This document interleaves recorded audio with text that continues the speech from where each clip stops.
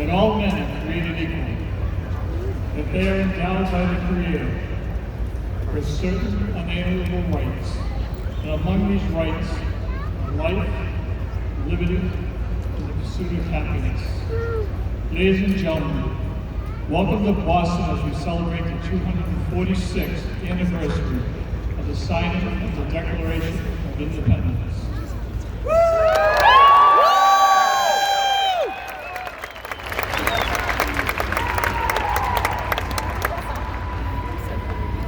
How appropriate it is that we are here today, just outside this building, on March 5th, 1770, 5 men were among the first casualties of the battle for independence, in what would later be known as the Boston Massacre. From 1771 through 1782, a patriotic oration had been given from this very balcony.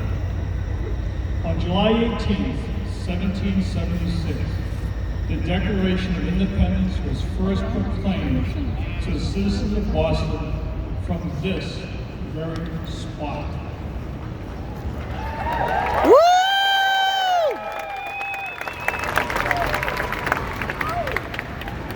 As in revolutionary times, I ask our trumpeter to sound the assembly from the balcony.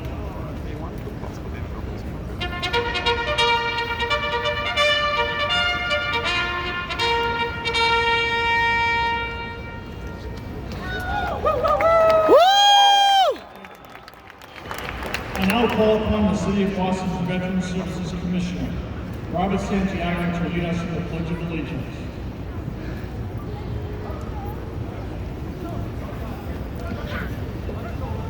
Everybody hands to the heart, please. I pledge allegiance to the flag of the United States of America and to the republic for which it stands, one nation, under God, indivisible, with liberty and justice for all. Thank you.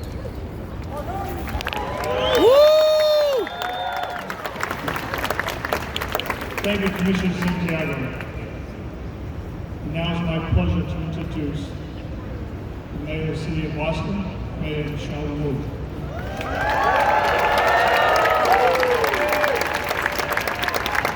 Happy Independence Day, America! Woo! Happy Independence Day, Mayor Michelle Wu! Boston, the birthplace of our country, on this day, our country's birthday. This is a city here in Boston where we take our responsibility very seriously to be a leading light for freedom, justice, and equality. And we pledge on this day every year, and every single day throughout the years, Yes. to be a leading light, pushing forward to recognize how all of us are deeply connected in the ongoing work to perfect our democracy and our freedom. Thank you for joining us here today. Woo! Yes! Thank you, Madam Mayor.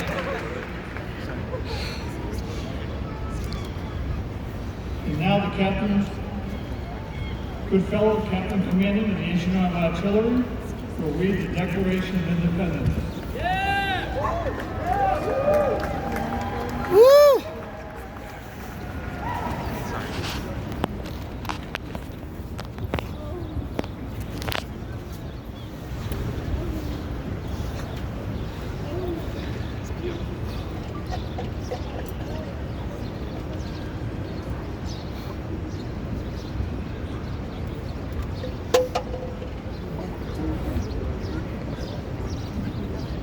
The Declaration of Independence was publicly read for the first time in Boston on July 18, 1776, from this balcony by Colonel Thomas Crafts, who was an elected member of the Ancient and Modern Artillery Company of Massachusetts.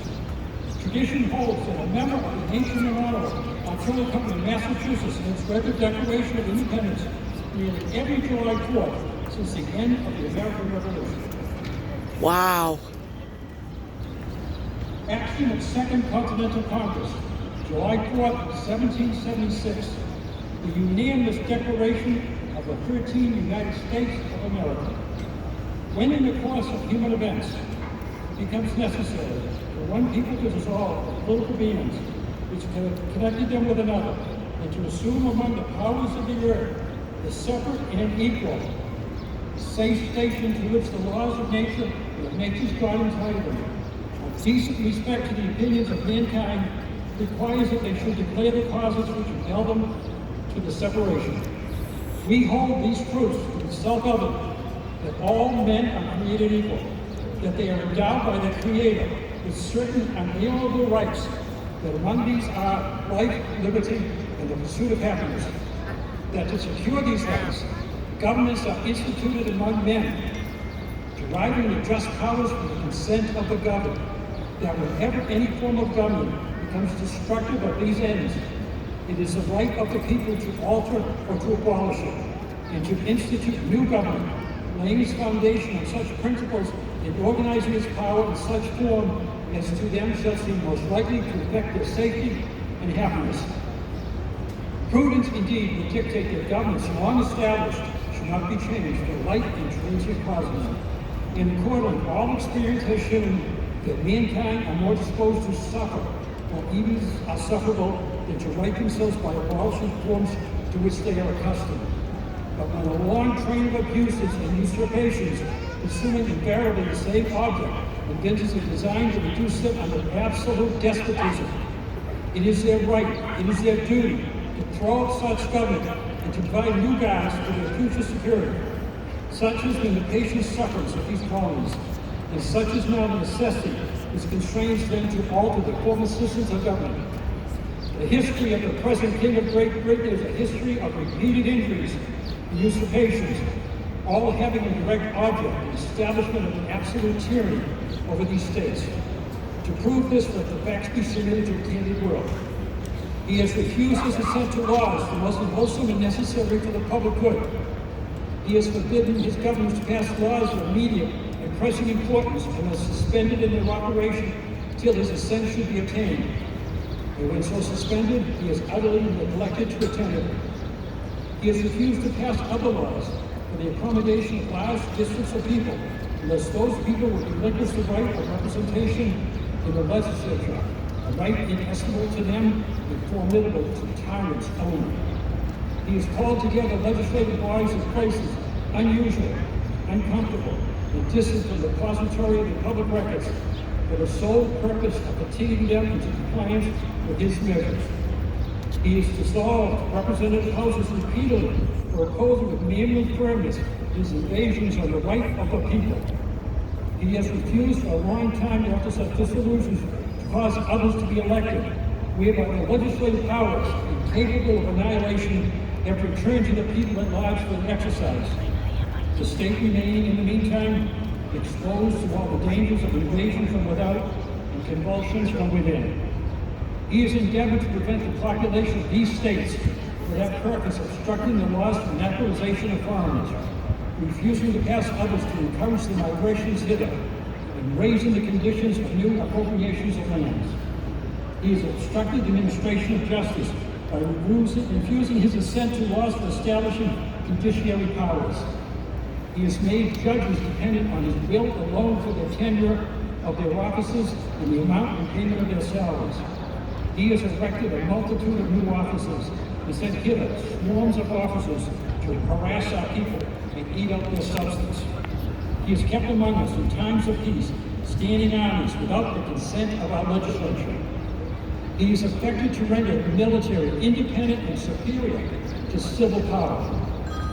He has combined with others to subject us to a jurisdiction of foreign to our Constitution and unacknowledged by our laws, giving his assent to their acts of pretended legislation, for quartering large bodies of armed troops among us, for protecting them by a mock trial from punishment for any murders that they should commit on inhabitants of these states, for cutting off our trade with all parts of the world, for imposing taxes on us without our consent, for depriving us in many cases of the benefits of a trial by jury, for transporting us beyond the seas to be tried for pretended offenses, for abolishing the free system of English laws in a neighboring province, establishing therein an arbitrary government and enlarging its boundaries so as to render it once an example and fit instrument of introducing the same absolute rule into its qualities. For taking away our charters, abolishing our most valuable laws,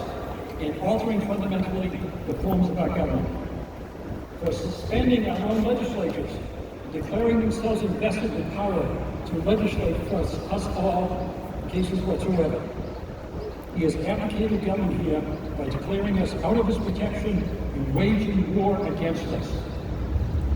He has plundered our seas, ravaged our coast, burnt our towns, and destroyed the lives of our people. He is at this time transporting large armies of foreign mercenaries to complete the works of death, desolation, and tyranny, already begun with circumstances of cruelty and perfidy scarcely paralleled in the most barbarous ages, and totally unworthy of the head of a civilized nation. He has constrained our fellow citizens taken captive on the high seas to bear arms against their country, to become the executioners of their friends and brethren, or to fall themselves by their hands. He has incited domestic insurrections among us, and has endeavored to bring on the inhabitants of our frontiers the merciless Indian savages who know rule of warfare is an undistinguished destruction of all ages, sexes, and conditions. In every stage of these oppressions, we have petitioned for redress in the most humble terms. Our repeated petitions have been answered only by repeated injury. A prince whose character is thus marked by every act which may define a tyrant is unfit to be the ruler of a free people. Nor have we been wanting intentions to our British brethren. We have warned them from time to time of attempts by their legislature to extend an unwarrantable jurisdiction over us. We have reminded them of the circumstances of our emigration and settlement here. We have appealed to their native justice and magnanimity, and we have conjured them by the ties of our common kindred to disavow these usurpations, which would inevitably interrupt our connections and correspondence. They too have been deaf to the voice of justice and consanguinity. We must therefore acquiesce in the necessity which announces our separation and hold them as we hold the rest of mankind. Enemies in war, and peace friend. We therefore, the representatives of the United States of America, the General Congress, assemble, appealing to the Supreme Judge of the world for the rectitude of our intentions, to, in the name and by authority of the good people of these colonies, solemnly publish and declare that these united colonies are, and by right ought to be, free and independent states, that they are absolved from all allegiance to the British Crown, and that all political connection between them and the state of Great Britain is and ought to be totally dissolved, and that as free and independent states, they have full power to levy war, conclude peace, contract alliances, establish commerce, and to do all other acts and things which independent states may of right do. And for the support of this declaration, with the firm reliance on the protection of divine providence, we mutually pledge to each other our lives, our fortunes, and our sacred honor. God bless America. And, woo! God bless America!